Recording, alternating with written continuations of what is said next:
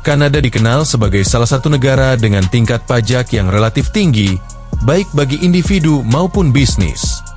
Pajak penghasilan pribadi di Kanada bersifat progresif, artinya semakin tinggi pendapatan seseorang, semakin besar persentase pajak yang harus dibayar. Di beberapa provinsi, tarif pajak penghasilan tertinggi bisa mencapai lebih dari 50% jika digabungkan antara pajak federal dan pajak provinsi. Selain itu, warga Kanada juga membayar berbagai jenis pajak lain, seperti pajak properti, pajak perusahaan, dan pajak penjualan. Misalnya, saat membeli barang atau jasa di Kanada, pembeli biasanya dikenakan pajak yang besarannya bervariasi. Perlu dicatat bahwa harga barang yang tertera di rak belum termasuk pajak, sehingga jumlah yang dibayar di kasir akan lebih tinggi dari yang terlihat. Namun, meskipun beban pajaknya besar, pajak di Kanada digunakan untuk membiayai layanan publik penting seperti sistem kesehatan gratis, pendidikan, infrastruktur, tunjangan sosial, dan subsidi lainnya. Warga umumnya menerima manfaat nyata dari pajak yang mereka bayarkan, terutama dalam bentuk jaminan sosial dan akses ke layanan publik yang stabil dan berkualitas. Dengan kata lain, meskipun pajak di Kanada tinggi, sistemnya dirancang untuk memastikan kesejahteraan dan perlindungan sosial bagi semua warga negara. Dalam video ini, kita akan melihat lebih dalam mengenai berbagai aspek kehidupan di Kanada, seperti letak geografi, sosial, budaya, sejarah, dan masih banyak yang lainnya. Sebelum mengetahui lebih lanjut, jangan lupa untuk menekan tombol like dan subscribe, agar kamu tidak ketinggalan berbagai hal dan fakta-fakta menarik di channel ini.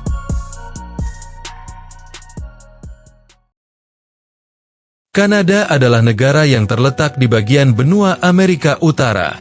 Secara geografis, wilayahnya membentang dari Samudra Atlantik di sebelah timur hingga Samudra Pasifik di sebelah barat, dan dari perbatasan Amerika Serikat di selatan hingga wilayah Kutub Utara.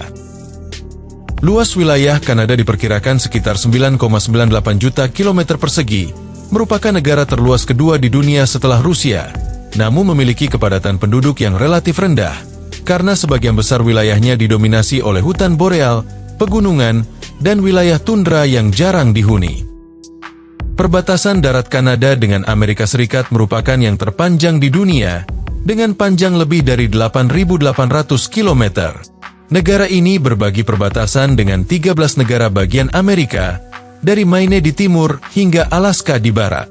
Di bagian utara, Kanada memiliki ribuan pulau yang tersebar di kawasan Arktik, termasuk pulau-pulau besar seperti Pulau Baffin, Pulau Victoria, dan Pulau Ellesmere. Letak geografis Kanada yang begitu luas dan bervariasi memberikan negara ini lanskap alam yang sangat beragam, mulai dari pegunungan tinggi seperti Pegunungan Rocky, dataran subur di kawasan Prairies, hingga garis pantai dramatis di British Columbia. Kondisi ini juga menyebabkan perbedaan iklim yang cukup ekstrim antar wilayah. Misalnya, wilayah pesisir seperti Vancouver cenderung memiliki iklim sedang, sementara wilayah tengah dan utara Kanada dapat mengalami musim dingin yang sangat ekstrim, dengan suhu mencapai minus puluhan derajat Celcius. Kanada memiliki populasi sekitar 41 juta jiwa pada tahun 2025. Negara ini dikenal sebagai salah satu yang paling multikultural di dunia, dengan tingkat imigrasi yang tinggi dan kebijakan yang mendukung keberagaman. Populasi Kanada terus bertambah sebagian besar karena masuknya imigran dari berbagai belahan dunia, bukan hanya karena pertumbuhan alami. Penduduk asli Kanada dikenal sebagai First Nations, Métis, dan Inuit, merupakan kelompok etnis tertua di negara ini. Namun, mereka hanya mewakili sebagian kecil dari total populasi. Mayoritas penduduk Kanada merupakan keturunan Eropa, terutama dari Inggris dan Prancis. Selain itu, ada juga komunitas besar keturunan Asia, seperti Tionghoa, India, dan Filipina, serta kelompok etnis dari Timur Tengah seperti Afrika dan Amerika Latin. Kanada tidak hanya menerima keberagaman ini, tetapi juga meresmikannya dalam kebijakan publik. Banyak kota besar seperti Toronto, Vancouver, dan Montreal dikenal sebagai kota global yang menjadi rumah bagi berbagai kelompok etnis. Hal ini tercermin dalam kehidupan sehari-hari, mulai dari bahasa yang digunakan, makanan, tempat ibadah, hingga festival budaya yang berlangsung sepanjang tahun. Keberagaman etnis ini menjadi bagian tak terpisahkan dari identitas nasional Kanada saat ini. Agama di Kanada sangat beragam, mencerminkan karakter multikultural masyarakatnya.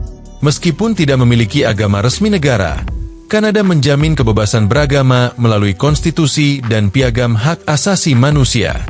Setiap individu bebas memeluk, menjalankan, atau tidak memeluk agama apapun, dan prinsip ini dijaga ketat oleh pemerintah dan masyarakat.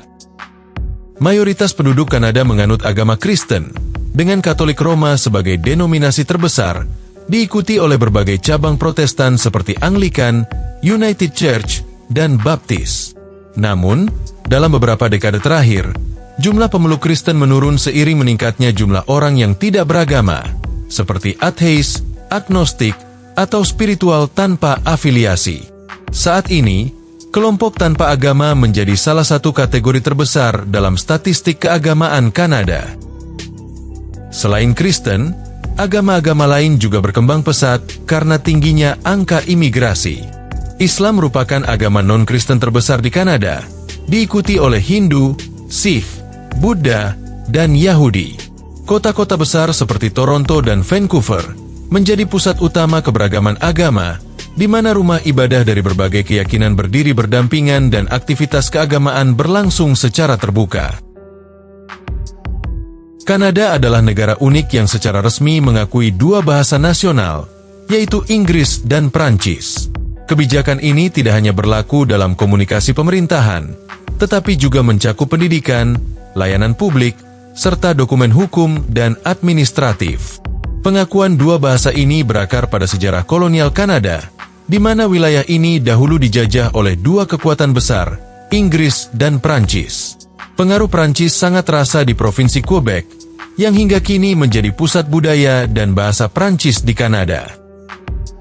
Di Quebec, hampir seluruh aktivitas resmi dan kehidupan sehari-hari menggunakan bahasa Prancis sebagai bahasa utama.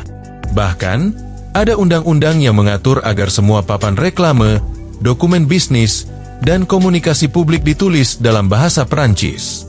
Meskipun sebagian besar warga Kanada berbicara bahasa Inggris, keberadaan bahasa Prancis tetap dijaga dan dihargai, terutama sebagai bentuk perlindungan terhadap identitas budaya masyarakat Francophone atau penutur Prancis. Pemerintah federal pun secara aktif mendorong kebijakan bilingualisme dengan menyediakan layanan dalam kedua bahasa di seluruh negeri. Di sekolah-sekolah, banyak program yang menawarkan pembelajaran dalam kedua bahasa, dan warga negara yang menguasai keduanya seringkali memiliki keunggulan dalam dunia kerja, terutama di bidang pemerintahan dan pelayanan publik. Kehidupan sehari-hari masyarakat Kanada umumnya berjalan dengan teratur, tertib, dan efisien. Warga Kanada sangat menghargai waktu dan cenderung menjalani rutinitas yang terstruktur, terutama pada hari kerja. Aktivitas dimulai sejak pagi hari, dengan banyak orang berangkat bekerja atau sekolah sekitar pukul 7 hingga 9 pagi. Transportasi umum seperti kereta dan bus banyak digunakan di kota-kota besar, sementara di wilayah pinggiran, penggunaan mobil pribadi lebih umum. Gaya hidup masyarakat Kanada cenderung santai namun produktif. Setelah jam kerja yang biasanya berakhir sekitar pukul 5 sore, banyak orang menghabiskan waktu bersama keluarga, berolahraga, atau bersantai di rumah. Akhir pekan biasanya dimanfaatkan untuk aktivitas luar ruangan seperti hiking, bersepeda, atau sekedar berjalan-jalan di taman. Kanada memiliki banyak ruang hijau dan fasilitas publik yang menunjang gaya hidup aktif dan sehat. Biaya hidup di Kanada tergolong tinggi, terutama jika kamu tinggal di kota-kota besar seperti Toronto, Vancouver, dan Montreal. Di kota-kota ini, biaya sewa apartemen bisa mencapai $1.500 hingga $2.500 Kanada, atau berkisar antara 17 juta hingga 30 juta rupiah per bulan, untuk unit satu kamar tidur, tergantung lokasi dan fasilitas. Sementara itu, di kota-kota yang lebih kecil atau di pedalaman seperti Halifax, Saskatoon, atau Winnipeg, biaya sewa bisa jauh lebih rendah, bahkan bisa setengah dari harga di kota besar. Selain sewa, kebutuhan pokok seperti makanan, listrik, dan transportasi juga perlu diperhitungkan. Rata-rata, untuk satu orang dewasa bisa menghabiskan sekitar $1.000 Kanada per bulan di luar sewa untuk memenuhi kebutuhan hidup dasar. Transportasi umum di kota besar cukup andal dan biasanya menghabiskan sekitar $100 hingga $150 atau 1,7 juta rupiah per bulan dengan kartu langganan bulanan.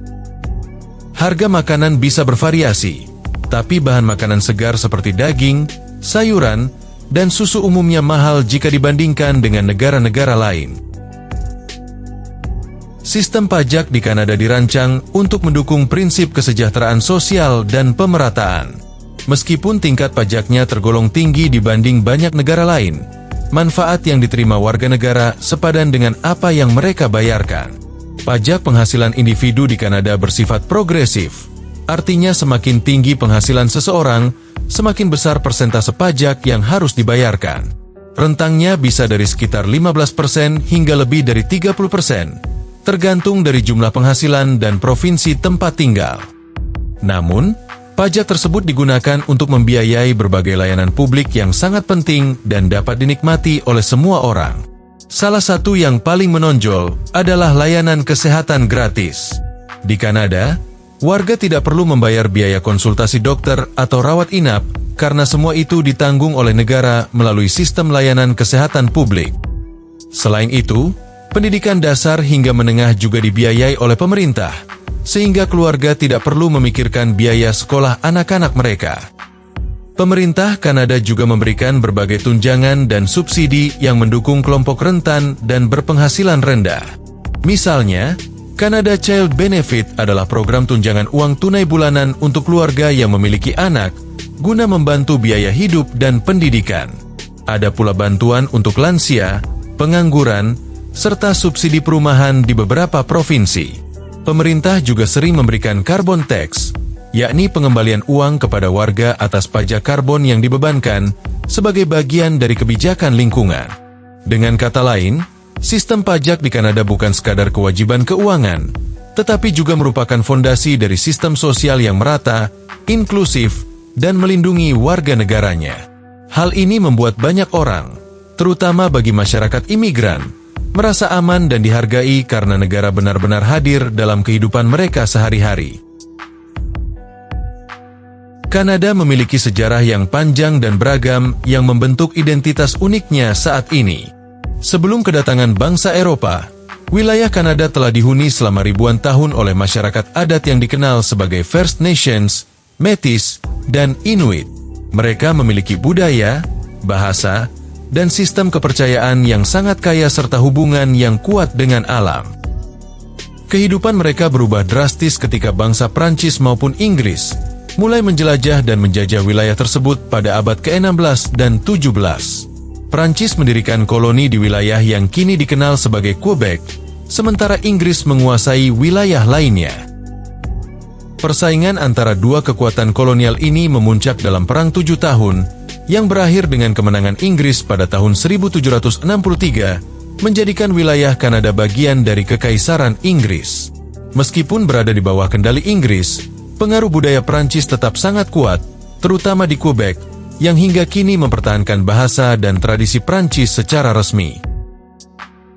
Pada tahun 1867, terbentuklah Konfederasi Kanada melalui Undang-Undang Konstitusi British North America Act, yang menyatukan 4 provinsi awal, Ontario, Quebec, Nova Scotia, dan New Brunswick. Hal ini menandai kelahiran resmi Kanada sebagai sebuah negara dengan sistem pemerintahan sendiri, meskipun tetap berada di bawah naungan kerajaan Inggris. Seiring waktu, provinsi dan teritori lain bergabung ke dalam konfederasi, dan Kanada pun berkembang menjadi negara besar seperti sekarang. Puncak kemandirian Kanada terjadi pada tahun 1982, saat konstitusi Kanada dipindahkan dari Inggris ke Kanada melalui Patriation. Saat itu, Perdana Menteri Pierre Trudeau menandatangani konstitusi Kanada yang mencakup piagam hak dan kebebasan, yang memperkuat hak asasi manusia dan kebebasan sipil bagi seluruh warga negaranya. Sejak saat itu, Kanada menjadi negara yang sepenuhnya mandiri dalam membuat keputusan hukum dan politik, meskipun secara simbolis tetap mengakui Raja Inggris sebagai kepala negara dalam sistem monarki konstitusionalnya. Sejarah panjang ini menciptakan Kanada yang kita kenal hari ini, sebuah negara demokratis yang multikultural, modern, dan menjunjung tinggi hak asasi manusia.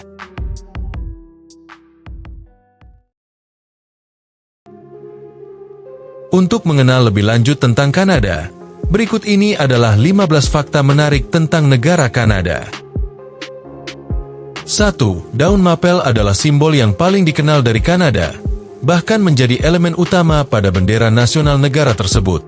Warna merah pada bendera Kanada melambangkan keberanian dan pengorbanan, sedangkan daun mapel yang berjumlah 11 ujung itu melambangkan persatuan, toleransi, dan kedamaian antar masyarakat multikultural di Kanada.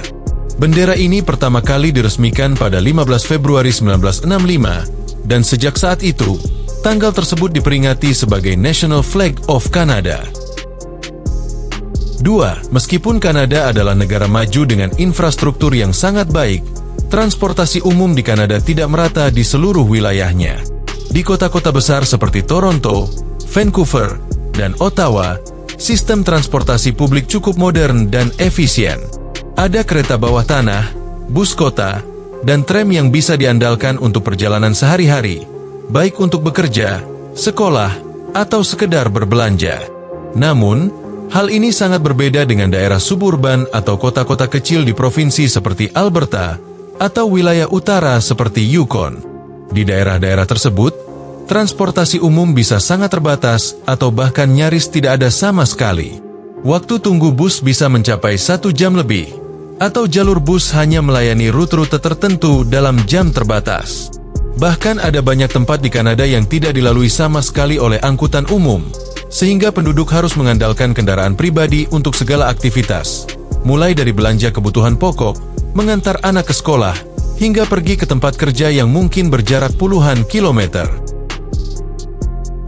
3. Salah satu hal unik yang sering mengejutkan para pendatang baru di Kanada adalah keberadaan satwa liar yang bisa muncul di tengah-tengah lingkungan tempat tinggal. Kanada, dengan wilayah alam liar yang begitu luas dan beragam, merupakan rumah bagi banyak spesies hewan, dari yang lucu hingga yang cukup berbahaya. Bahkan di daerah urban atau pinggiran kota, bukan hal aneh melihat rusa, rakun, rubah, bahkan beruang muncul di sekitar rumah, tempat parkir, atau taman umum. Hal ini terjadi karena sebagian besar kota di Kanada dibangun berdampingan dengan hutan, danau, dan kawasan konservasi alam yang merupakan habitat asli hewan-hewan tersebut. 4. Kanada dikenal sebagai salah satu negara dengan tingkat keamanan yang tinggi. Secara umum, kehidupan di sana relatif aman, dengan tingkat kejahatan yang lebih rendah dibanding banyak negara lain di dunia. Masyarakat merasa nyaman untuk beraktivitas di ruang publik, baik siang maupun malam hari, terutama di kota-kota besar seperti Toronto dan Ottawa, yang memiliki sistem pengawasan dan penegakan hukum yang baik. Kepolisian Kanada, yang dikenal sebagai Royal Canadian Mounted Police, adalah lembaga penegak hukum nasional yang bertugas di berbagai wilayah, terutama di luar kota-kota besar. Mereka memiliki reputasi profesional dan disiplin, serta dikenal siap menangani berbagai situasi darurat, mulai dari kecelakaan lalu lintas hingga ancaman keamanan yang lebih serius. Selain itu, setiap provinsi dan kota juga memiliki kepolisian lokal yang bekerja sama dengan otoritas nasional untuk menjaga keamanan wilayah masing-masing. 5. Kanada memiliki beberapa wilayah yang mengalami musim dingin ekstrim, bahkan lebih dingin daripada kutub utara pada waktu tertentu. Kota seperti Ilovive di Northwest Territories sering mencatat suhu hingga minus 40 derajat Celcius hingga minus 50 derajat Celcius, sementara daerah seperti Eureka di Nunavut bisa mencapai suhu yang lebih rendah lagi, terutama saat terjadi fenomena polar vortex yang membawa angin kutub ke selatan. 6. Air terjun Niagara di Kanada adalah salah satu air terjun paling terkenal di dunia dan terletak di perbatasan antara negara bagian New York, Amerika Serikat, dan Provinsi Ontario, Kanada. Bagian yang berada di wilayah Kanada disebut Horseshoe Falls, yang merupakan bagian terbesar dan paling mengesankan dari keseluruhan sistem air terjun Niagara. Lokasinya berada di kota Niagara Falls, Ontario, sekitar 130 km dari Toronto, menjadikannya destinasi wisata yang sangat populer di Kanada. Air terjun ini memiliki tinggi sekitar 57 meter dan lebar lebih dari 670 meter di sisi Kanada. Setiap detiknya, jutaan liter air mengalir deras dari Sungai Niagara, menciptakan suara gemuruh dan kabut air yang bisa terlihat dari kejauhan. Pemandangan ini menjadi daya tarik utama bagi jutaan wisatawan setiap tahun, terutama pada musim panas. 7. Meskipun Kanada merupakan negara maju dengan infrastruktur modern, layanan internet di sana terkenal mahal dan tidak selalu sebanding dengan kualitasnya. Untuk paket internet rumah berkecepatan sekitar 100 Mbps, warga Kanada bisa membayar antara 80 hingga 120 dolar Kanada, atau sekitar 900.000 hingga 1,3 juta rupiah per bulan, yang jauh lebih tinggi dibanding banyak negara lain. Hal ini disebabkan oleh minimnya persaingan, karena pasar dikuasai oleh 3 raksasa telekomunikasi, Bell, Rogers, dan Telus, yang membuat harga tetap tinggi dan pilihan terbatas. Selain mahal, kecepatan dan jangkauan internet juga menjadi masalah, terutama di daerah pedesaan yang seringkali masih kekurangan akses internet yang stabil. Meski pemerintah telah meluncurkan program untuk memperluas akses internet, hingga kini biaya layanan internet tetap menjadi beban dalam kehidupan sehari-hari masyarakat Kanada. 8. Di wilayah Quebec, Kanada, terdapat sebuah hotel unik dan spektakuler yang hanya ada di musim dingin, yaitu Hotel de Glace atau dikenal juga sebagai Ice Hotel. Hotel ini benar-benar dibangun seluruhnya dari es dan salju, mulai dari dinding, langit-langit, tempat tidur, perabotan, hingga dekorasi artistik di dalamnya. Bahkan, gelas minuman di bar hotel ini pun terbuat dari es.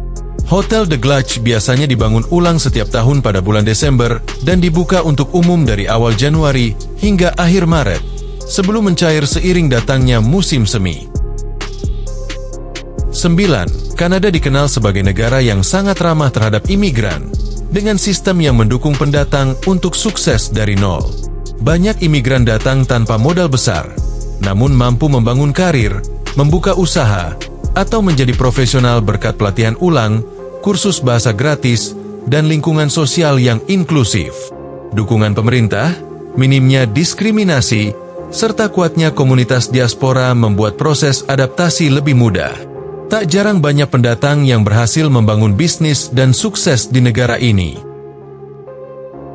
10. Salah satu stereotip paling terkenal tentang orang Kanada adalah bahwa mereka sangat ramah, sopan, dan terlalu sering meminta maaf, bahkan untuk hal-hal yang sebenarnya bukan kesalahan mereka. Misalnya, jika 2 orang saling bertabrakan di jalan, besar kemungkinan keduanya akan langsung mengatakan sorry, meskipun jelas hanya satu pihak yang bersalah. Hal ini bukan hanya candaan internasional, tapi memang bagian dari budaya sosial di Kanada yang menjunjung tinggi kesopanan, empati, dan rendah hati. Dan itulah beberapa fakta-fakta menarik mengenai negara Kanada.